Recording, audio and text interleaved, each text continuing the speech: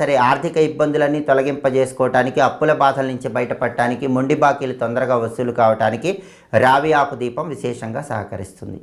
ఈ రావి ఆకు దీపాన్ని ఎలా వెలిగించాలంటే, ముందుగా ఒక వెండి పళ్ళెం కానీ, ఒక ఇత్తడి పళ్ళెం కానీ, ఒక రాగి పళ్ళెం కానీ తీసుకోండి. ఆ పళ్ళెంలో 3 చోట్ల గంధం బొట్లు, కుంకుమ బొట్లు పెట్టండి. ఆ తర్వాత మచ్చలు లేనటువంటి ఒక రావి ఆకుని తెచ్చుకోండి. రావి ఆకు దీపం పెట్టేటప్పుడు రావి ఆకు మీద ఎలాంటి మచ్చలు ఉండకూడదు. మచ్చలు లేని రావి ఆకు తెచ్చుకొని ఆ రావి ఆకుని శుభ్రంగా నీళ్లతో కడిగి ఆరబెట్టండి. ఆ రావి ఆకుని మీరు బొట్లు పెట్టినటువంటి వెండి పళ్ళెంలో కానీ, రాగి పళ్ళెంలో కానీ, ఇత్తడి పళ్ళెంలో కానీ ఉంచండి. ఆ రావి ఆకు కూడా 3 చోట్ల గంధం బొట్లు, కుంకుమ బొట్లు పెట్టండి. ఆ తర్వాత 2 మట్టి ప్రమిదలు తీసుకోండి. ఆ 2 మట్టి ప్రమిదలు చక్కగా నీళ్లతో శుభ్రంగా కడిగి ఆరబెట్టి సిద్ధం చేసుకుని ఉండాలి. ఆ 2 మట్టి ప్రమిదలు ఒకదానిలో ఒకటి ఉంచి